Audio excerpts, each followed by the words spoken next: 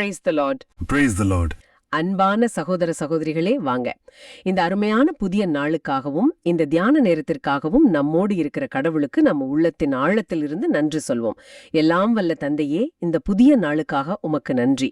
எங்களது வாழ்வில் நீர் செய்யும் ஒவ்வொரு நன்மைகளுக்காகவும் உமது முடிவில்லா அன்புக்காகவும் உம்மை போற்றுகிறோம். இன்று நாங்கள் தியானிக்க போகும் வாசகங்கள் எங்கள் உள்ளத்தில் ஆழமாக வேரூன்றவும் அது எங்கள் வாழ்வில் வெளிச்சமாக அமையவும் உமது தூய ஆவியின் அருளை தாரும்.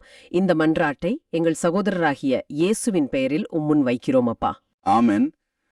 கடவுள் எப்படி தாழ்ந்த நிலையில இருக்கிறவங்கள உயர்த்துகிறார், இந்த உலகோட எதிர்பார்ப்புகளை எப்படி தலைகீழா மாத்துறாருங்கிறது தான் இன்றைய சிந்தனையின் மையம். நாம இன்னைக்கு சாமுவேல் முதல் புத்தகம் அப்புறம் லூக்கா நற்செய்தியிலிருந்து வர்ற வாசகங்களை ஆழமா பார்க்க போறோம். சரி, நாம முதல் வாசகத்துக்கு போலாம். இன்னைக்கு நாம ஆரம்பிக்கிறதுக்கு முன்னாடி ஆமா, உங்க எல்லாரோடும் ஒரு சின்ன ஸ்டோரி பகிர்ந்துக்கலாம்னு நினைக்கிறேன். சொல்லுங்க. ஒரு விவசாயி அவரோட தோட்டத்துல ரொம்ப அருமையான ஒரு மாமரத்தை வளர்த்துட்டு வந்தாரு. அது காய்க்க ஆரம்பிச்சதும் அதோட முதல் பழம் பார்க்கவே அவ்வளோ அழகா பெருசா இருந்துச்சு. அத உடனே அரசருக்கு பரிசா கொடுக்கணும்னு ஆசைப்பட்டாரு. முதல் பலன் அதுவும் மிக சிறந்தது. அது அரசருக்கு கொடுக்கறதுங்கிறது ஒரு பெரிய மரியாதை. ஆனா அவர் அரண்மனைக்கு போற வழியில பசியால ரொம்ப வாடி போயிருந்த ஒரு ஏழை மனிதரை பார்த்தாரு. ஓ, அவர் கண்களெல்லாம் உள்ள போய் உடம்புல சக்தியே இல்லாம இருந்தாரு. அத பார்த்ததும் விவசாயிக்கு மனசு ரொம்ப கஷ்டமா போச்சு. ஒரு நிமிஷம் யோசிச்சாரு. ஒரு முக்கியமான தார்மீக தேர்வு. ஆமா, இந்த பழத்தை அரசருக்கு கொடுத்தா அவரு பாராட்டுவாரு, ஒருவேளை பரிசெல்லாம் கூட கொடுக்கலாம். ஆனா இந்த ஏழைக்கு கொடுத்தா ஒரு உயிர் பிழைக்கும். அவர் ஒரு முடிவுக்கு வந்தாரு. என்ன செஞ்சாரு? அந்த பழத்தை அந்த ஏழை மனிதருக்கே கொடுத்தாரு. அப்போ தனக்குள்ளே சொல்லிக்கிட்டாரு, அரசருக்கு கொடுக்கறத விட கடவுள் படைச்ச ஒரு உயிருக்கு கொடுக்கறது தான் உண்மையான காணிக்கை. ஆழமான ஒரு சிந்தனை. கொடுப்பதோட உண்மையான அர்த்தத்தை, அதோட ஆன்மாவை புரிஞ்சுகிட்ட செயல் இது. கரெக்ட். இந்த நிகழ்வு நாம இன்னைக்கு பார்க்க போற வாசகத்தோட ஆன்மாவை அப்படியே பிரதிபலிக்குது. இன்னைக்கு சாமுவேல் முதல் நூல்ல இருந்து ஒரு பகுதியை நாம ஆழமா பார்க்க போறோம். இதுல அன்னாங்கிற ஒரு தாய் அவங்க கண்ணீரோடு ஜெபிச்சு பெத்த மகனை திரும்பவும் கடவுளுக்கே அர்ப்பணிக்கிற ஒரு நிகழ்ச்சியான நிகழ்வை பார்க்க போறோம். ஆமா, இந்த வாசகம் வழியா நன்றியுணர்வோட உச்சத்தையும் அர்ப்பணத்தோட ஆழத்தையும் நாம புரிஞ்சுக்க முயற்சிப்போம். ஆமா, நிறைய நேரங்கள்ல நாம நன்றிய வார்த்தையில சொல்லிடுறோம். ஆனா அண்ணா தன்னோட செயல் அதை காட்டுறாங்க. அவங்களோட செயல் வெறும் நேர்த்தி கடன் செலுத்துறது மட்டும் இல்ல, அதையும் தாண்டின ஒரு ஆழமான விசுவாசத்தோட வெளிப்பாடு. அதைத்தான் நாம இன்னைக்கு ஆராய போறோம். சரி, வாங்க அந்த வாசகத்தோட பயணத்துக்குள்ள போகலாம். இதோட பின்னணியை கொஞ்சம் சொல்லுங்களேன். அண்ணா என்கிற பெண் இருக்காங்க. அவங்களுக்கு குழந்தை இல்லாததுனால ரொம்ப வருஷமா பெரிய துயரத்துல இருக்காங்க. அந்த கால சமூகத்துல அது ஒரு பெரிய அவமானமா பார்க்கப்பட்டுச்சு. ஆமா, அவங்க கடவுளோட இல்லத்துக்கு போய் மனமுருகி வேண்டிக்கிறாங்க. ஆண்டவரே, எனக்கு ஒரு மகனை கொடுத்தா அவன் வாழ்நாள் முழுக்க உமக்கே அவனை அர்ப்பணிப்பேன் அப்படின்னு ஒரு நேர்த்திக்கடன் செய்றாங்க. அந்த ஜெபத்துல எவ்ளோ வலி இருந்திருக்கும். அந்த சமூக அழுத்தத்தையும் தாண்டி கடவுள் மேல அவங்க வச்ச நம்பிக்கை ஆச்சரியமா இருக்கு. நிச்சயமா அவங்களுடைய அந்த கண்ணீரின் ஜெபத்தை கடவுள் கேட்கிறார். அவங்களுக்கு சாமுவேல் என்கிற மகன் பிறக்கிறான். இன்றைய வாசகம் அந்த வாக்குறுதியை அண்ணா நிறைவேற்றுகிற அந்த அற்புதமான தருணத்தை தான் விவரிக்குது. குழந்தைக்கு பால் மறந்ததும் அவங்க கிளம்புறாங்க இல்லையா?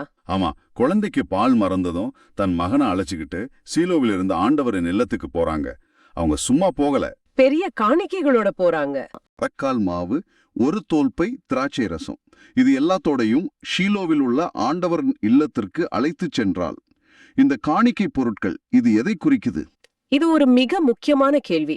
இது ஏதோ கடமைக்காக கொண்டு போன பொருட்கள் இல்ல, ஒவ்வொன்றுக்கும் ஒரு ஆழமான அர்த்தம் இருக்கு. சொல்லுங்க.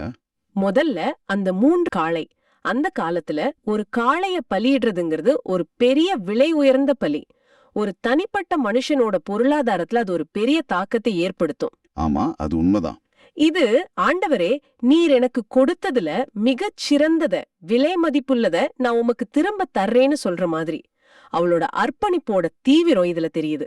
அதாவது ஒரு பேரளவிலான காணிக்கை இல்ல, அவங்க தன்னை வருத்திக்கிட்டு கொடுக்கிற ஒரு பெரிய தியாகம். மிகச் சரியா சொன்னீங்க. சரி, அந்த மாவு, திராட்சை ரசம், அத பத்தி என்ன நினைக்கிறீங்க? மாவுங்கிறது அன்றாட உணவோட அடிப்படை. திராட்சை ரசம் அது கொண்டாட்டத்தோட மகிழ்ச்சியோட சின்னம். ஓ, அப்படியா? ஆமா, அப்போ அவங்க காளை வழியா தன்னோட செல்வத்தையும் மாவு வழியா தன்னோட வாழ்வாதாரத்தையும் திராட்சை ரசம் வழியா தன்னோட மகிழ்ச்சியும் கடவுளுக்கு அர்ப்பணிக்கிறாங்க. இது ஒரு முழுமையான அர்ப்பணிப்பு. ஆமா, என் வாழ்க்கையோட ஒவ்வொரு பகுதியும் உமக்குரியது, என் சந்தோஷத்துக்கே காரணம் நீங்க தான் அவங்க சொல்லாம சொல்றாங்க. எவ்ளோ அழகா விளக்குனீங்க. அவங்க வெறுங்கையோட மகனை மட்டும் கொண்டு வந்திருக்கலாம். ஆனா இந்த காணிக்கைகள் அவங்களோட நன்றியுணர்வு எவ்வளவு பெருசுங்கிறத காட்டுது. நிச்சயமா. அடுத்ததா அவங்க குருவாகிய ஏலிகிட்ட பேசுற இடம். அது ரொம்ப உருக்கமானது. ஆமா, அந்த உரையாடல் உணர்ச்சிகளோட உச்சம்னே சொல்லலாம். அவங்க சொல்றாங்க, என் தலைவரே, உம் உயிர்மேல் ஆணை, உம் அருகில் நின்று ஆண்டவரிடம் வேண்டிக் கொண்டிருந்த பெண் நானே அப்படின்னு. தன்னை நினைவுபடுத்துறாங்க. ஆமா, அந்த வார்த்தைகள்ல ஒருவிதமான உறுதியும் விசுவாசத்தோட வெற்றியும் தெரியுது. இதே இடத்துல இதே குரு முன்னாலதான் அவங்க மனசு உடைஞ்சு கண்ணீரோட வார்த்தைகளே வராம ஜபிச்சுட்டு இருந்தாங்க. அதே குருதான் அவங்கள குடிச்சிருக்கியான்னு தப்பா புரிஞ்சுக்கிட்டு கடிஞ்சுக்கிட்டாரு. அந்த அவமானத்தையும் அவங்க தாங்கிக்கிட்டாங்க. மிகச்சரி. அந்த பழைய நிகழ்வு நினைச்சு பாருங்க, எவ்வளவு வேதனைப்பட்டிருப்பாங்கன்னு. ஆனா இன்னைக்கு ஆமா அவங்க எந்த ஒரு கசப்புணர்வும் இல்லாம ஒரு சாட்சியா நிக்கிறாங்க. ஆமா அவங்க குரல்ல பழிவாங்குற உணர்ச்சியோ இல்ல பாத்தீங்களா நான் சொன்னதுதான் சரின்னு சொல்ற கர்வமும் இல்ல. அதுக்கு பதிலா ஒரு ஆழமான அமைதியும் கடவுள் மேல கொண்ட நம்பிக்கையோட வெற்றியும் தெரியுது. இது ஒரு மிக முக்கியமான புள்ளி. அவங்க தன்னை முன்னிலைப்படுத்தல. என் ஜெபத்தை கேட்ட கடவுள் இதோ இந்த மகனை தந்திருக்கிறாருன்னு அவங்க சொல்லும்போது, ஆமா, அது குரு ஏலிக்கு மட்டுமல்ல, அங்க இருக்கிறவங்களுக்கும் இன்னைக்கு இதை கேட்கிற நமக்கும் சேர்த்து சொல்லப்படுற ஒரு பெரிய விசுவாச அறிக்கை. அவங்க தன்னோட ஜெபத்தோட வலிமை அல்ல, தன்னோட கடவுளோட வல்லமைய பறைசாற்றுறாங்க. அருமை. இதுதான் உண்மையான தாழ்ச்சி. ஜெபத்துக்கு பதில் கிடைச்சதும் அது நம்ம புத்திசாலித்தனாலேயோ இல்ல நம்ம ஜெபத்தோட சக்தினாலேயோ நினைச்சிடக்கூடாது. அது முழுக்க முழுக்க கடவுளோட கிருபை. அண்ணா அத முழுசா உணர்ந்திருந்தாங்க. அதனாலதான் அவங்களால அவ்வளவு உறுதியாவும் பணிவாவும் பேச முடிஞ்சது. ஆமா, அவங்க சொல்ல வர்றது என்னன்னா, அன்னைக்கு நான் அழுதது வீண் போகல, என் கண்ணீரை துடைக்க ஒரு கடவுள் இருக்காரு. இப்ப நாம வாசகத்தோட இதய பகுதிக்கு வருவோம். இதுதான் அர்ப்பணத்தோட உச்சம். அண்ணா சொல்றாங்க, இப்ப எனக்காகவே நான் வேண்டிக் கொண்டேன். நான் ஆண்டவரிடம் விண்ணப்பித்த என் வேண்டுகோளை அவர் கேட்டருளினார். ஆகவே நானும் அவனை ஆண்டவருக்கு அர்ப்பணிக்கிறேன். அவன் தன் வாழ்நாள் அனைத்தும் ஆண்டவருக்கே அர்ப்பணிக்கப்பட்டவன். இந்த வார்த்தைகளை ஒரு தாய் சொல்றது எவ்வளவு கடினம். கற்பனை பண்ணி பார்க்கவே கஷ்டமா இருக்கு. பல வருஷம் பிள்ளை இல்லாம சமூகத்தோட பழிச்சொற்களை எல்லாம் தாங்கி கண்ணீரோட மன்றாடி பெத்த ஒரே மகன். ஆமா, அவனை வளர்த்து அவன் மழல பேசி நடக்க ஆரம்பிக்கிற அந்த அழகான ஏரத்துல அவனை நிரந்தரமா ஆண்டவரோட இல்லத்துல விட்டுட்டு போறாங்க. அர்ப்பணித்தல்ங்கிற வார்த்தையோட முழு பொருளையும் இங்கதான் நம்ம உணர்றோம். இது குழந்தைய ஒரு நல்ல பள்ளிக்கூடத்துல சேர்க்கிற மாதிரி இல்ல. இது இனி இவன் என் மகன் மட்டும் இல்ல, இவன் கடவுளோட மகன். என் ஆசைகளை விட இவனுக்காக கடவுள் வச்சிருக்கிற திட்டமே பெருசுன்னு முழுசா ஏத்துக்கிறது. ஆமா, இது ஒரு தாயோட மிகப்பெரிய தியாகம். ஆனா தியாகம்ங்கிறத விட நம்பிக்கைங்கிற வார்த்தை இன்னும் பொருத்தமா இருக்கும்னு தோணுது. நம்பிக்கை. சரி, அவங்க தம் மகனை ஏதோ ஒரு வெற்றிடத்துல விட்டுட்டு போகல, அவனை படைச்ச கடவுளோட கரங்கள்ல ஒப்படைக்கிறாங்க. இது ஒரு விதமான ஆன்மீக பக்குவம். ஆமா, கடவுள் எனக்கு கொடுத்ததை நான் பிடிச்சு வச்சுக்கல, அத அவருக்கே திரும்ப கொடுக்கறது மூலமா நான் அதை என்றென்றைக்குமா பெற்றுக்கொள்கிறேங்கிற ஆழமான புரிதல் அவங்களுக்கு இருந்திருக்கு. இந்த நிகழ்வு புதிய ஏற்பாட்டுல நடக்கிற ஒரு முக்கியமான நிகழ்வா நமக்கு ஞாபகப்படுத்துது இல்லையா? நிச்சயமா. அன்னை மரியா குழந்தை இயேசுவ எருசலேம் கோவில்ல காணிக்கையா ஒப்பு கொடுத்த நிகழ்வுக்கு அண்ணாவோட இந்த அர்ப்பணிப்பு ஒரு மிக அழகான முன்னோட்டம் மாதிரி இருக்கு. ஆமா, ரெண்டு பேருமே தங்களோட மகன்கள் கடவுளோட திட்டத்துக்காக பிறந்தவங்கன்னு உணர்ந்து அவங்கள முழு மனசோட அர்ப்பணிக்கிறாங்க. தங்களோட தனிப்பட்ட பாசத்தையும் தாண்டி கடவுளோட திருவுளத்துக்கு தங்களை அர்ப்பணிக்கிறாங்க. இந்த அர்ப்பணிப்பு தான் பிற்காலத்துல சாமுவேல இஸ்ரேலோட மாபெரும் இறைவாக்கினரா, அரசர்களை அபிஷேகம் செய்யறவரா உருவாக்கிச்சு. மிகச் சரியான இணைப்பு. அண்ணாவோட அந்த ஒரு விசுவாசமான முடிவு இஸ்ரேல் மக்களோட வரலாறையே மாத்தி அமைச்சது. அவங்களோட தனிப்பட்ட தியாகம் ஒரு சமுதாயத்துக்கே ஆசீர்வாதமா மாறுது. ஆமா, அவங்க தம் மகனை ஆண்டவருக்கு அர்ப்பணிச்சது மூலமா இஸ்ரேல் முழுமைக்கும் ஒரு பெரிய தலைவரை, ஒரு வழிகாட்டிய பெற்று தராங்க. இது நமக்கும் ஒரு பாடம். நாம கடவுளுக்காக செய்யற சின்ன அர்ப்பணிப்புகள் கூட நமக்கே தெரியாம பலரோட வாழ்க்கையில பெரிய நன்மைகளை உருவாக்கும். இறுதியா இந்த உணர்வுபூர்வமான நிகழ்வு எப்படி முடியுதுன்னு பாப்போம். வாசகம் சொல்லுது, அங்கே அவர்கள் ஆண்டவரை தொழுதார்கள். எல்லாத்துக்கும் பிறகு அவங்களோட அர்ப்பணிப்பு கடைசியில வழிபாடா மாறுது. இதுதான் இந்த நிகழ்வோட மணிமகுடம். துக்கத்துல ஆரம்பிச்ச அவங்களோட ஜபம் நன்றியோட வளர்ந்து அர்ப்பணத்துல முழுமையடைஞ்சு கடைசியில வழிபாட்டுல ஆராதனையில நிறைவடையுது. ஆமா, அவங்க தம் மகனை பிரிஞ்சு போறதுக்காக அழுது புலம்பல. அதுக்கு பதிலா கடவுள் செஞ்ச நன்மைகளை நினைச்சு அவரை தொழுறாங்க. அவங்களோட துக்கம் சந்தோஷமா இல்ல வழிபாடா மாறுச்சு. நாம சாதாரணமா கடவுள்கிட்ட இருந்து உன்னை வாங்கினா சந்தோஷப்படுவோம். ஆனா வாங்கினதையே அவருக்காக திரும்ப கொடுக்கும்போது அது வழிபாடா மாறுது. இது ஆன்மீகத்தோட அடுத்த கட்டம். அருமையா சொன்னீங்க. உண்மையான நன்றியுணர்வும் அர்ப்பணமும் எப்பவுமே நம்மள வழிபாட்டுக்கு தான் கொண்டு போகும். அப்போ நம்ம சந்தோஷம் இன்னும் பல மடங்காகும். அண்ணாவோட இந்த நிகழ்வு நம்ம ஜெப வாழ்க்கை எப்படி இருக்கணும்னு ஒரு முழுமையான வரைபடத்தை காட்டுது. வேண்டுதல், காத்திருத்தல், பதில் கிடைச்சதும் நன்றி செலுத்துதல். ஆமா, பின் நன்றியோட அர்ப்பணிக்க துணியறது, கடைசியில வழிபாட்டுல நிறைவடைறது. இதுதான் ஒரு முழுமையான ஆன்மீக பயணம். அவங்க மகனை கொடுத்துட்டு துக்கத்தோட திரும்பல. அதுக்கு பதிலா ஆண்டவரை தொழுதுட்டு ஒரு ஆழமான அமைதியோடையும் நிறைவோடையும் திரும்புறாங்க. அதுக்கு அவங்களோட புகழ்பெற்ற பாடலே சாட்சி. ஆமா, ஆண்டவரில் என் இதயம் அகமகிழ்கின்றதுன்னு பாடுறாங்க. இழந்ததுக்கு அப்புறம் இல்ல, கொடுத்ததுக்கு அப்புறம் தான் அவங்க அகமகிழ்றாங்க. இது கொடுக்கறதுல தான் உண்மையான பெறுதல் இருக்குன்னு அவங்க அனுபவபூர்வமா உணர்றாங்க. இதுதான் விசுவாசத்தோட முரண்பாடு. உலக கணக்குப்படி அவங்க தன்னோட ஒரே மகனை இழந்துட்டாங்க. ஆனா விண்ணக கணக்குப்படி அவங்க ஒரு தேசத்தோட தந்தைய பெற்றுட்டாங்க.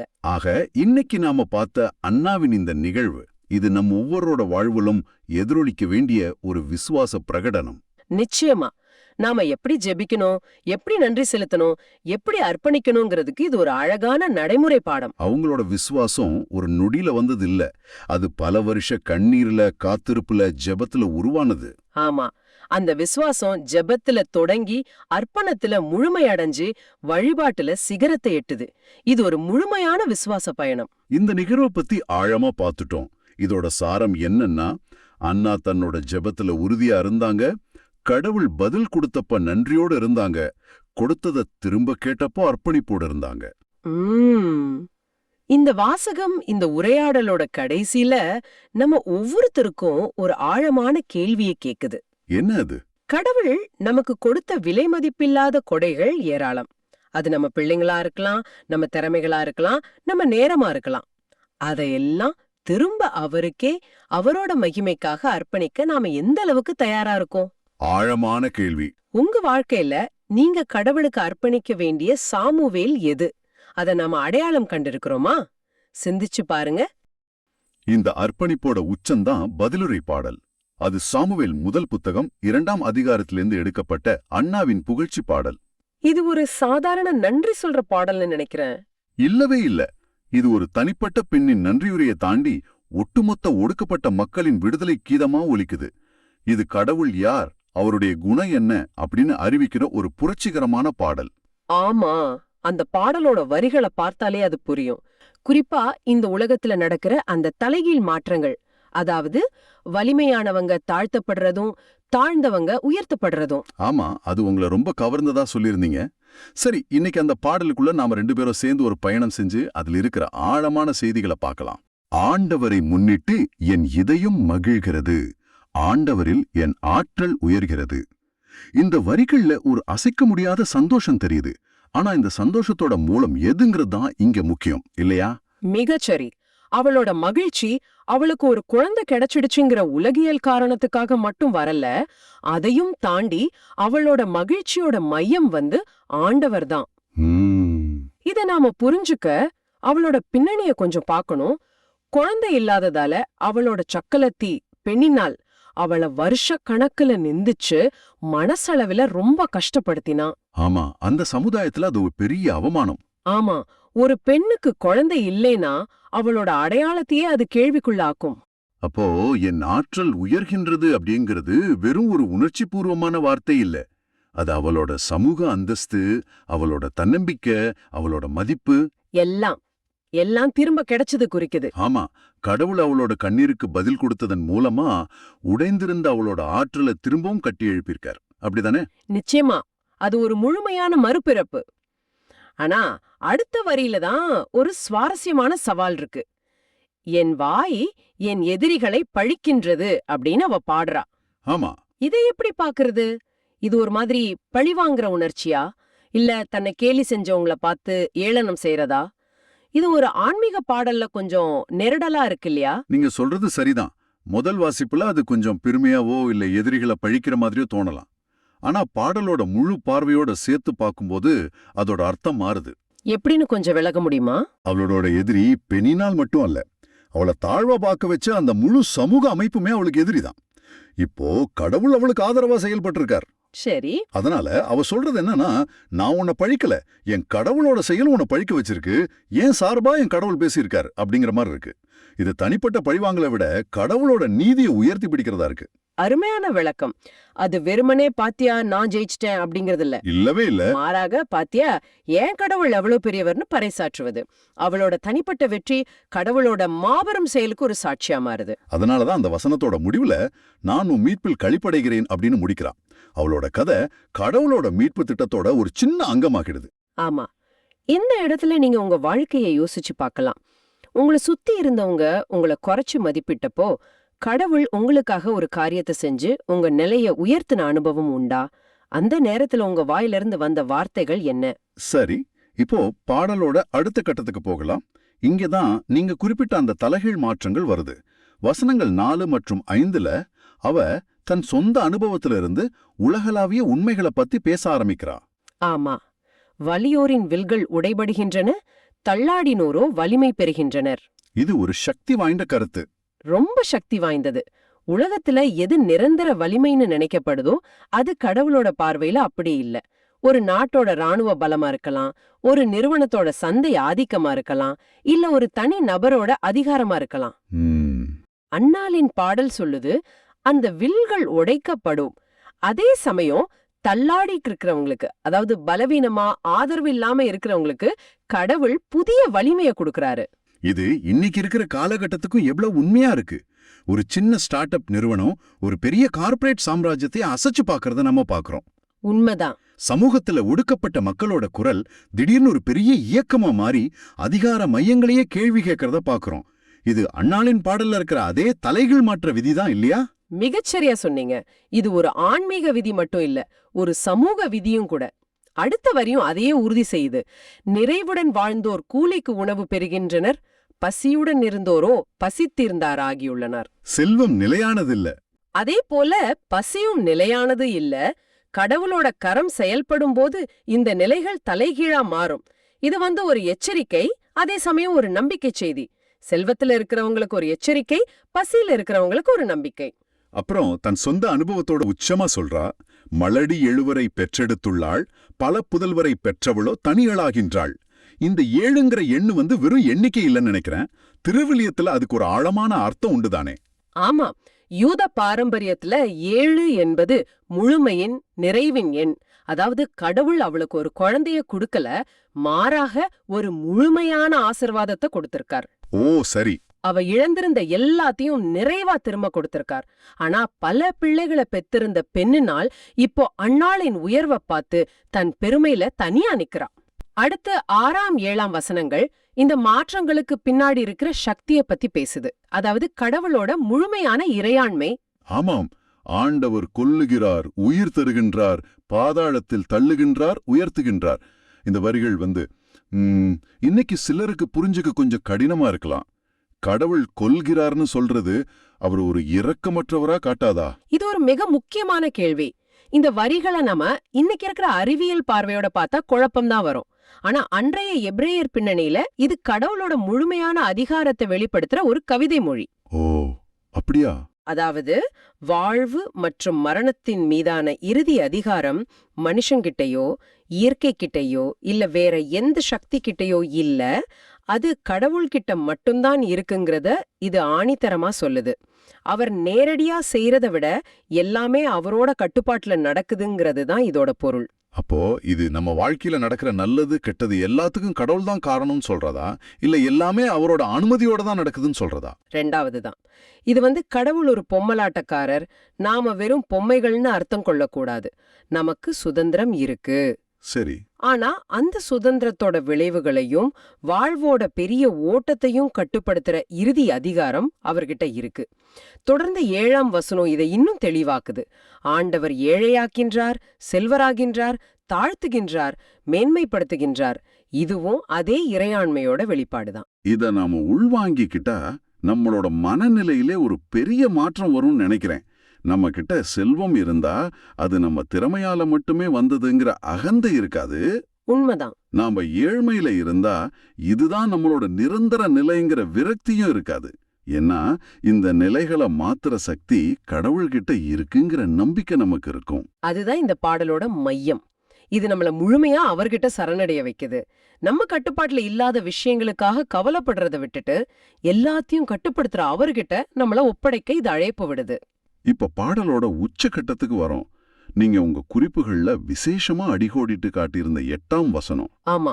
புழுதியினின்று அவர் ஏழைகளை உயர்த்துகின்றார், குப்பையினின்று வறியவரை கைதூக்கி விடுகின்றார். இந்த வார்த்தைகள்ல எவ்வளவு கனிவும் இரக்கமும் இருக்கு. ஆமா. இந்த புழுதி, குப்பமேடுங்கிறதெல்லாம் வெறும் ஏழ்மையோட உருவகங்கள் இல்ல. அக்கால சமூகத்துல குப்பமேடுங்கிறது ஊருக்கு வெளிய அசுத்தமான, தேவையற்ற, மதிக்கப்படாத பொருட்கள் கொட்டப்படுற இடம். ஓ. ஒரு மனுஷன் அந்த நிலைமையில இருக்கான்னா அவன் சமூகத்தால முற்றிலுமா ஒதுக்கப்பட்டவன், மதிப்பற்றவன்னு அர்த்தம். அந்த இடத்துல இருந்து கடவுள் ஒருத்தரை வெறுமனே தூக்கி விடல. வசனத்தோட அடுத்த பகுதி தான் நம்மள ஆச்சரியப்படுத்துது. உயர்குடியினரோடு அவர்களை அமர்த்துகின்றார். ஆமாம். குப்பமேடுல இருந்து தூக்கி எங்கோ ஒரு மூலையில நிக்க வைக்கல. இல்ல. மாறாக அரண்மனையில இளவரசர்களோட அதிகாரத்துல இருக்கிறவங்களுக்கு சமமா அமர வைக்கிறார். இதுதான் உண்மையான விடுதலை. கடவுளோட அருள் நம்மள இருக்கிற நிலைமையில இருந்து கொஞ்சம் உயர்த்துறது இல்ல. அது நம்ம அடையாளத்தையே, நம்ம அந்தஸ்தையே முழுமையா மாத்துறது. புதிய ஏற்பாட்டு கண்ணோட்டத்துல பார்த்தா இதுதான் நமக்கும் நடந்திருக்கு. பாவத்தாலையும் சுய பச்சாதாபத்தாலையும் குப்பமேட்ல கிடந்த நம்மள இயேசு கிறிஸ்துவின் வழியா கடவுள் தூக்கி தம்முடைய பிள்ளைங்களுங்கிற உயர்குடி நிலைக்கு உயர்த்தி இருக்கிறார். ஆமென். நமக்கு விண்ணரசுல ஒரு இடத்தை கொடுத்திருக்கிறார். அந்த வகையில பல நூற்றாண்டுகளுக்கு முன்னாடி அண்ணா பாடின அந்த பாடல் இயேசுவோட போதனைகளுக்கும் நற்செய்தியோட மையச் செய்திக்கும் ஒரு அற்புதமான முன்னோட்டமா இருக்கு. இன்னைக்கு நாம சிந்திச்ச இந்த வாசகம் ஒரு ஆழமான கேள்வியை நமக்கு முன்னாடி வைக்குது. கடவுள் தாழ்நிலையில இருக்கிறவங்கள உயர்த்துறார்னா, ஒருவேளை நாம வாழ்வுல உயர்நிலையிலையும் வலிமையோடும் இருக்கும்போது நம்மளோட மனநிலை எப்படி இருக்கணும்? இந்த உலகத்தின் நீதிகள், யார் பெரியவர் யார் சிறியவருங்கிற மனித கணக்குகள் கடவுள் முன்னாடி செல்லாது. தாழ்ந்தவங்களை உயர்த்துறதுதான் கடவுளோட மாறாத குணம். இத அண்ணா தன் சொந்த அனுபவத்துல இருந்து பாடுறாங்க. இந்த புரட்சிகரமான ஆசையம், அதாவது கடவுள் உலகத்தின் நியதிகளை தலைகீழாக மாற்றுவார் என்ற எண்ணம் பழைய ஏற்பாட்டோடு முடிஞ்சு விடவில்லை இல்லையா? இல்ல. பல 100 வருஷங்களுக்கு பிறகு இதே குரல் இன்னும் சக்தமாக, இன்னும் தெளிவாக புதிய ஏற்பாட்டுல ஒலிக்கிறது. ஆமா, நீங்க சொல்றது சரிதான். அதுதான் லூக்கா நற்செய்தியில நாம பாக்குற அன்னை மரியாவின் புகழ்ச்சி பாடல், மகாத்மியம். மேக்னிஃபிகட். கப்ரியேல் தூதர் வழியாக இயேசுவின் பிறப்பு அறிவிக்கப்பட்ட பிறகு அன்னை மரியா தன் உறவினரான எலிசபெத்தை சந்திக்க போறாங்க. ஆமா, வயதான காலத்துல கருவுற்றி இருந்த எலிசபெத் மரியாவை பார்த்ததும், என் ஆண்டவரின் தாய் என்னிடம் வர நான் யார் அப்படின்னு வாழ்த்துறாங்க. அந்த வாழ்த்தை கேட்டதும் அன்னை மரியா பாடுற புகழ்ச்சி பாடல் தான் இது. இங்கதான் நாம அந்த ஆச்சரியமான இணைப்பை பாக்குறோம். என்ன இணைப்பு? பழைய ஏற்பாட்டுல குழந்தை இல்லாத காரணத்தால் தாழ்வா பார்க்கப்பட்ட அண்ணா ஒரு இறைவாக்கினரை பெற்றெடுத்து பாடுறாங்க. புதிய ஏற்பாட்டுல ஒரு சாதாரண ஊர்ல ஒரு எளிமையான இளம்பெண் உலகத்தின் மீட்பரையே தன் கருவை சுமந்து அதே புரட்சிகரமான கருத்துக்களோடு ஒரு பாடலை பாடுறாங்க. இது தற்செயலானதில்ல, இது கடவுளோட மீட்பு திட்டத்தோட தொடர்ச்சி. அன்னை மரியாவோட பாடல்லையும் அதே கருத்துக்கள் இன்னும் ஆழமா எதிரொலிக்குது. சரி, பாடலோட முதல் பகுதிக்கு வருவோம். லூக்கா நற்செய்தி அதிகாரம் 1, 46 49 வரையிலான வசனங்கள். மரியா சொல்றாங்க, ஆண்டவரை எனது உள்ளம் போற்றி பெருமைப்படுத்துகின்றது. என் மீட்பராம் கடவுளை நினைத்து எனது மனம் பேருவகை கொள்கின்றது. இந்த வார்த்தைகள்ல ஒரு ஆழம் இருக்கு. வெறும் வாயால சொல்ற நன்றி இல்ல, என் உள்ளம், என் மனம்னு உடலோட ஒவ்வொரு செல்லும் நன்றி சொல்ற மாதிரி ஒரு உணர்வு. ஆமா. உங்களுக்கு எப்பவாவது அப்படி ஒரு அனுபவம் ஏற்பட்டிருக்கா? ஒரு தாங்க முடியாத மகிழ்ச்சியில வார்த்தையே வராம உள்ளம் மட்டும் கடவுளுக்கு நன்றி சொன்ன தருணம்? நிச்சயமா. அந்த உணர்வை வார்த்தையில விவரிக்கிறது ரொம்ப கஷ்டம். மரியா அடுத்ததா சொல்ற காரணம் இன்னும் ஆழமானது. என்ன சொல்றாங்க? ஏனெனில் அவர் தம் அடிமையின் தாழ்நிலையை கண்ணோக்கினார். இந்த தாழ்நிலைங்கிற வார்த்தை ரொம்ப முக்கியம். அவங்க தன்னை ஒரு பெரிய ஆளா நினைக்கல. நான் யாருமே இல்லாதவ, ஒரு சாதாரண பெண், ஆனாலும் கடவுளோட பார்வை என் மேல விழுந்திருக்கு அப்படிங்கிற ஒரு முழுமையான சரணாகதி இதுல தெரியுது. ஆனா அடுத்த வரிய படிக்கும்போது ஒரு சின்ன தடுமாற்றம் வருது. இது முதல் எல்லா தலைமுறையினரும் என்னை பேர் பெற்றவர் என்பர் அப்படின்னு சொல்றாங்க. ஆமா. இது முதல் தடவை கேக்குறவங்களுக்கு இதுல ஒரு சின்ன கர்வம் இருக்கிற மாதிரி தோணலாமே. எல்லாரும் இனிமே என்ன புகழ போறாங்க அப்படின்னு சொல்ற மாதிரி இல்லையா இது? இந்த பணிவுக்கும் இந்த வார்த்தைக்கும் என்ன தொடர்பு? ரொம்ப ரொம்ப முக்கியமான கேள்வி. மேலோட்டமா பார்த்தா அப்படி தோணலாம். ஆனா அது கர்வம் இல்ல, அது ஒரு இறைவாக்கு. இறைவாக்கா? ஆமா. அதாவது ஒரு தீர்க்க தரிசனம். மரியா என்ன சொல்ல வராங்கன்னா, நான் பெரியவள் என்பதால மக்கள் என்னை புகழ போறதில்ல. ஓ. மாறாக தாழ்ந்த நிலையில் இருந்த எனக்கு சர்வ வல்லமையுள்ள கடவுள் இவ்வளவு பெரிய ஒரு காரியத்தை செய்திருக்கிறார். அதனால எதிர்காலத்துல மக்கள் என் கதையை படிக்கும்போது கடவுள் எவ்வளவு இரக்கமுள்ளவர், அவர் எளியவங்களை எப்படி உயர்த்துகிறார்னு புரிஞ்சுக்குவாங்க. அப்போ அவங்க மூலமா கடவுளுக்கு தான் புகழ் சேரும்னு சொல்றாங்க. மிகச் சரியா சொல்லிங்க. தன்னையே ஒரு சாட்சியாக கடவுளின் செயல்களுக்கு ஒரு எடுத்துக்காட்டா வைக்கிறாங்க. அப்படியா? அந்த சந்தேகத்துக்கு அவங்களே அடுத்த வரியில பதிலும் சொல்றாங்க பாருங்க. ஏன் எல்லாரும் அவங்கள பேர் பெற்றவர்னு சொல்வாங்கன்னா, ஏனெனில் சல்லவராம் கடவுள் எனக்கு அரும்பெரும் செயல்கள் செய்துள்ளார், தூயவர் என்பதே அவரது பெயர். புகழ ஒரு வினாடி கூட தங்கிட்ட வச்சுக்கல, உடனே அதை கடவுளுக்கு திருப்பி விட்டுறாங்க. அதேதான் செயல், அரும்பெரும் செயல். ஆனா அதை செஞ்சது நான் இல்ல, வல்லவரான கடவுள். இதுதான் உண்மையான பணிவு. அன்னாலும் ஆண்டவரில் என் இதயம் அகமகிழ்கிறது, வலிமை மிக்கவரின் வில் முறிந்து போகிறது அப்படின்னு பாடுவாங்க. மரியா அந்த பாடலோட தாக்கத்துல அத தன்னோட அனுபவத்தோட இணைச்சு பாடுறாங்க. ஆஹா, அப்போ இது ஒரு தொடர்ச்சி. கடவுளோட செயல்பாடு வரலாற்றுல எப்படி ஒரே மாதிரி இருக்குங்கிறத காட்டுது. ஆமா. பழைய ஏற்பாட்டுல ஆரம்பிச்ச கடவுளோட செயல்பாடு புதிய ஏற்பாட்டுல மரியா மூலியமா அதோட உச்சத்தை அடையுது. அப்போ இது ஒரு தனிப்பட்ட அனுபவமா ஆரம்பிச்சு இப்போ ஒரு வரலாற்று தொடர்ச்சியா மாறுது. அப்போ இது அவங்களோட மட்டும் நிக்க போறதில்ல இல்லையா? நிச்சயமா இல்ல. அதனாலதான் பாடலோட அடுத்த பகுதி ஒரு தனிப்பட்ட நன்றி உரையிலிருந்து ஒரு சமூக புரட்சியின் கீதமா மாறுது. அடுத்த பகுதி வசனம் 50லேருந்து 53 வரை பார்த்தோம்னா மரியா தன்னோட அனுபவத்தை உலகத்துக்கே பொதுவான ஒரு விதியா மாத்துறாங்க. அவருக்கு அஞ்சி நடப்போருக்கு தலைமுறை தலைமுறையாய் அவர் இரக்கம் காட்டி வருகிறார். இங்க அஞ்சு நடப்பதுன்னா பயப்படுறதில்ல. இல்ல, கடவுள் மேல ஆழமான மரியாதை வச்சு அவர் வழியில நடக்கிறது. அப்படி நடக்கிறவங்களுக்கு கடவுளோட இரக்கம் நிரந்தரமானதுன்னு சொல்றாங்க. அடுத்த வரிகள் தான் ரொம்ப சக்தி வாய்ந்தவையா இருக்கு. ஒரு மாபெரும் தலைகீழ் மாற்றம், தி கிரேட் ரிவர்சல் பத்தி பேசுறாங்க. ஆமா. இந்த உலகத்தோட அதிகார அமைப்பு, பணக்காரன் ஏழை வித்தியாசம், உயர்ந்தவன் தாழ்ந்தவன் எல்லாத்தையும் கடவுள் தலைகீழா மாத்துறாருன்னு சொல்றாங்க. ஆமாம். அத வரிசையா பட்டியலிடுறாங்க பாருங்க. 1, உள்ளத்தில் செருக்குடன் சிந்திப்போரே சிதறடித்து வருகிறார், அதாவது ஆணவத்தில் இருப்பவர்களை. 2, வலியோரை அரியணையினின்று தூக்கி எறிந்துள்ளார், அதிகார துஷ்பிரயோகம் செய்பவர்களை. அப்புறம் 3, தாழ்நிலையில் இருப்போரே உயர்த்துகிறார், அதாவது ஒடுக்கப்பட்டவர்களை. 4, பசித்தோரை நலன்களால் நிரப்பியுள்ளார், ஏழைகளை. 5, செல்வரை வெறுங்கையராய் அனுப்பிவிடுகிறார், பணத்தையே நம்பி இருக்கிறவங்கள. இந்த வரிசை ஒரு புதிய உலகத்திற்கான கடவுளின் திட்ட அறிக்கை மாதிரி இருக்கு. ஆனா இங்க ஒரு நடைமுறை சிக்கல் இருக்கு. நீங்க சொன்ன இந்த மாபெரும் தலைகீழ் மாற்றம் கேட்கும்போது ரொம்ப நம்பிக்கையா இருக்கு. ஆனா நம்ம வாழ்ற உலகத்தை பார்த்தா பல நேரங்கள்ல இதுக்கு நேர்மாறாதானே நடக்குது. வலியோர் தான் இன்னும் அதிகாரம் செலுத்துறாங்க, செல்வந்தர்கள் இன்னும் செல்வந்தர் ஆகுறாங்க. அப்போ இந்த பாடலோட வாக்குறுதிய நாம எப்படி புரிஞ்சுக்கிறது? இதுதான் பாடலோட மையமான கேள்வி. இது பல நூற்றாண்டுகளா விவாதிக்கப்படுற ஒரு விஷயம். இதுக்கு 2 விதமான பதில்கள் இருக்கு. சரி. முதல் பதில் இது ஒரு ஆன்மீக உண்மை. அதாவது கடவுளோட பார்வையில ஆணவம் கொண்ட செல்வந்தனை விட பணி உள்ள ஏழைதான் உயர்ந்தவன். நிலை வாழ்வுல இந்த தலைகீழ் மாற்றம் முழுமையா நடக்கும். இது ஒரு பார்வை. சரி, இரண்டாவது பார்வை என்ன? இரண்டாவது பார்வை இன்னும் புரட்சிகரமானது. 20ஆம் நூற்றாண்டுல லத்தீன் அமெரிக்காவுல விடுதலை இறையியல் அப்படின்னு ஒரு இயக்கம் உருவாச்சு. Liberation theology. ஆமா, அவங்க இந்த பாடல குறிப்பா வலியோரை அரியணையில் நின்று தூக்கி எறிந்துள்ளாருங்கிற வரிய வெறும் ஆன்மீக வாக்குறுதியா மட்டும் பார்க்கல. அப்ப எப்படி பார்த்தாங்க? அடக்குமுறை அரசியல் ஆட்சிகளுக்கும் சமூக அநீதிகளுக்கும் எதிரான ஒரு நேரடி செயல்பாட்டுக்கான அழைப்பா பார்த்தாங்க. இந்த மகாத்மியம் அவங்களுக்கு ஒரு புரட்சி கீதமா இருந்துச்சு. கடவுள் ஒடுக்கப்பட்ட மக்கள் பக்கம் இருக்கிறாருன்னா நாமும் அவங்க பக்கம் இருந்து அநீதியை எதிர்க்கணுங்கிறதா அவங்களோட வாதம். ஓ, அப்போ இது வெறும் ஜபம் மட்டுமல்ல, ஒரு செயல்பாட்டுக்கான அழைப்பு அப்படின்னு சொல்றீங்க. இயேசு பின்னாடி மலைப்பொழிவுல சொன்ன கருத்துக்களோட விதை இந்த பாடல்லே இருக்கு இல்லையா? 100க்கு 100 உண்மை. ஏழைகளே நீங்கள் பேறு பெற்றோர்னு இயேசு சொன்னதோட முன்னோட்டம் இது. இயேசுவின் போதனைகளின் அத்தனை சாராம்சமும் இந்த சில வரிகளில அடங்கியிருக்கு. சரி, இந்த மாற்றங்கள் எல்லாம் எப்போ நடக்கும், எதுக்காக நடக்கும்? அதுக்கு பதில் பாடலோட கடைசி பகுதியில வசனங்கள் 54 மற்றும் 55ல இருக்கு. மரியா இதை இஸ்ரேலின் வரலாற்றுடன் இணைக்கிறாங்க.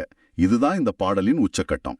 ஆமா, மூதாதையருக்கு உரைத்தபடியே அவர் ஆபிரகாமையும் அவர்தம் வழிமரபினரையும் என்றென்றும் இரக்கத்தோடு நினைவில் கொண்டுள்ளார். இது எப்படி எல்லாத்தையும் ஒன்னா இணைக்குது? இது ரொம்ப முக்கியமான இணைப்பு. கடவுள் இப்போ திடீர்னு ஒரு புது திட்டத்தோட வரல.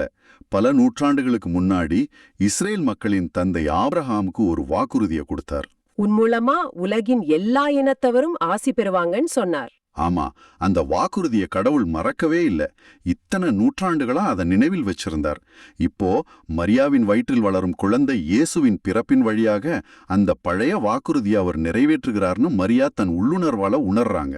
அப்ப மரியாவின் மகன் அவரோட தனிப்பட்ட மகன் மட்டுமல்ல, அவர் ஒட்டுமொத்த மனிதகுல மீட்பு திட்டத்தோட மையப்புள்ளி.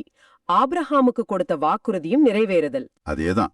இதனாலதான் இந்த பாடல பழைய ஏற்பாட்டையும் புதிய ஏற்பாட்டையும் இணைக்கும் ஒரு பாலம்னு சொல்றாங்க.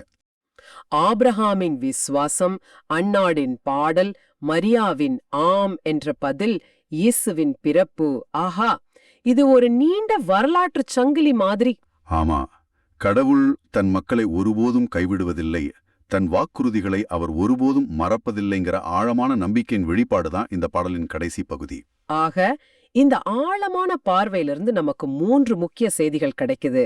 முதலாவது, கடவுள் நம்ம வாழ்க்கையில செய்யற சின்ன சின்ன விஷயங்களுக்கு கூட அன்னை மரியாவை போல உள்ளத்தின் ஆழத்திலிருந்து நன்றி சொல்றது.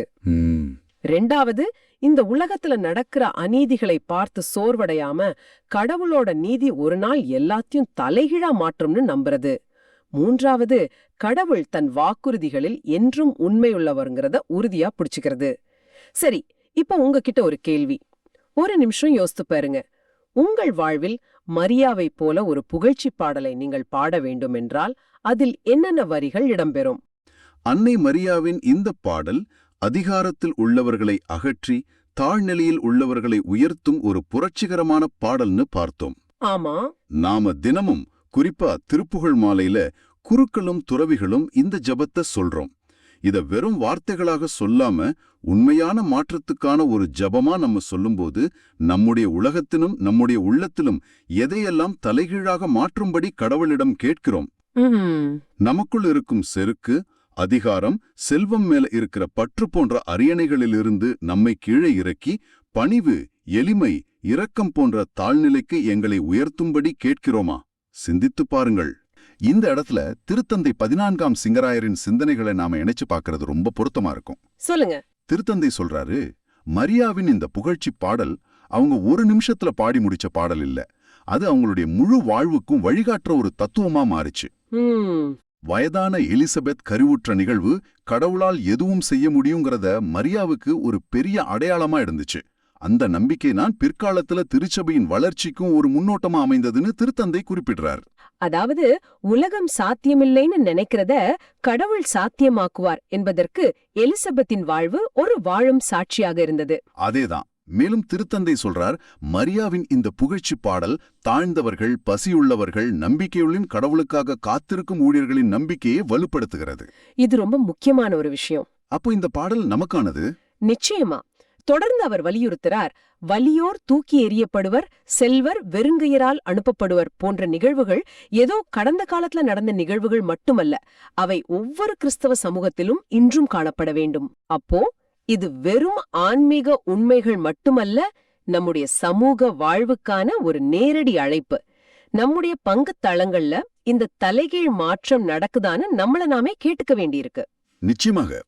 இறுதியாக திருத்தந்தை சொல்றார், தீமையை கொண்டு நன்மையையும் மரணத்தை கொண்டு வாழ்வையும் நாம் எதிர்கொள்ளும் போது கடவுளால் முடியாதது ஒன்றுமில்லை என்பதை உணர்கிறோம். அண்ணாவின் வாழ்விலும் அன்னை மரியாவின் வாழ்விலும் இதுதான் நடந்தது. அவங்களுடைய தாழ்நிலையை கடவுள் மாபெரும் உயர்வாக மாற்றினார், துயரத்தை மகிழ்ச்சியாக மாற்றினார். இதுதான் கிறிஸ்துவ நம்பிக்கையின் மையம். இந்த சிந்தனைகள் எல்லாம் சேர்ந்து ஒரு முக்கியமான கேள்விக்கு நம்மளை கொண்டு வருது. அண்ணாவோ அன்னை மரியாவோ தங்களுக்கு நடந்த அற்புதங்களுக்காக மட்டும் கடவுளை புகழவில்லை. அதை தாண்டி கடவுள் யார், அவருடைய பண்பு என்னன்னு இந்த உலகத்துக்கே அறிவிச்சாங்க. ஆனா நம்முடைய ஜெபங்கள் பெரும்பாலும் நமக்கு வேண்டியது ஒரு பட்டியலா கடவுள் முன்னாடி வைக்கிறதா இருக்கு. அந்த நிலையிலிருந்து மாறி, நம்முடைய சூழ்நிலைகள் எப்படி இருந்தாலும் சரி, அது மகிழ்ச்சியா இருந்தாலும் துயரமா இருந்தாலும், கடவுளின் மாண்பையும் அவர் யார் என்பதையும் அறிவிப்பதாக, அவரை புகழ்வதாக நமது ஜெபங்கள் மாறினால் நமது ஆன்மீக வாழ்வில் என்ன ஒரு பெரிய மாற்றம் ஏற்படும். இதை நாம் ஆழமாக சிந்தித்து பார்க்க அழைக்கப்படுகிறோம்.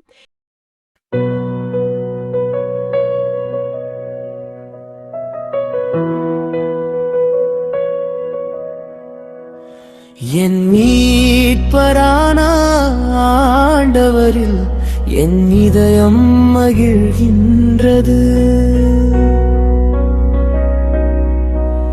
என் மீட்பரான ஆண்டவரில் என் இதயம் மகிழ்கின்றது. ஆண்டவரை முன்னிட்டு என் இதயம் மகிழ்கின்றது. ஆண்டவரில் என் ஆற்றல் உயர்கின்றது. என் வாய் என் எதிரிகளை பழிக்கின்றது. ஏனெனில் நான் நீரழிக்கும் மிக்கில் களிப்படைகிறேன். என் மீட்பரான ஆண்டவரில் என் இதயம் மகிழ்கின்றது. என் மீட்பரான ஆண்டவரில் என் இதயம் மகிழ்கின்றது.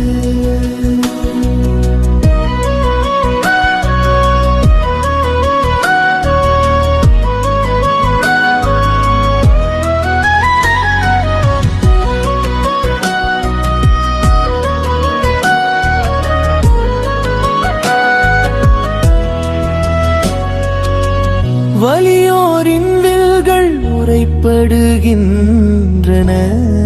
தடுமாறினோ வலிமை பெறுகின்றன. நிறைவுடன் வாழ்ந்தோர் கூலிக்கு உணவு பெறுகின்றன. பசியுடன் இருந்தோர் பசி தீர்ந்தார் ஆகியுள்ளன. மலடி எழுவரை பெற்றெடுத்துள்ளார். பல புதல்வரை பெற்றவளோ தனியள் ஆகின்றார். என் மீட்பரான ஆண்டவரில் என் இதயம் மகிழ்கின்றது.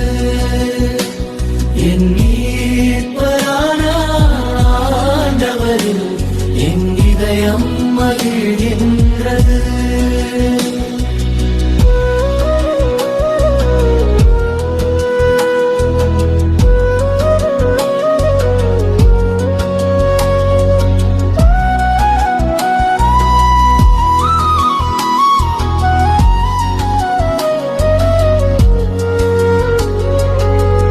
ஆண்டவர் கொள்கிறார், உயிரும் தருகின்றார். பாதாளத்தில் தள்ளுகிறார், உயர்த்துகின்றார்.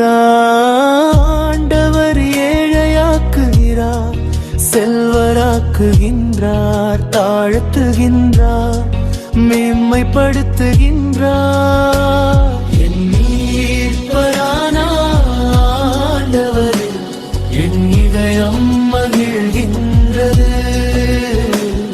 என் மீட்பரான ஆண்டவரில் என் இதயம் மகிழ்கின்றது. புழுதி நின்று அவர் ஏழைகளை உயர்த்துகின்றார். குப்பை நின்று வறியவரை தூக்கி விடுகின்றார். உயர்குடியினரோடு அவர்களை அமர்த்துகின்றார். என் மீட்பரான ஆண்டவரில் என் இதயம் மகிழ்கின்றது. என் மீட்பரான ஆண்டவரில் என் இதயம் மகிழ்கின்றது.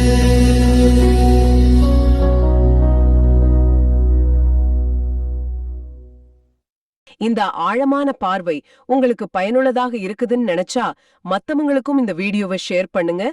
நற்செய்தியின் தூதராக இறையாட்சியை எடுத்துரைங்க. நன்றி. மீண்டும் நாளை சிந்திப்போம். இயேசுவுக்கே புகழ். அன்னை மரியே வாழ்க.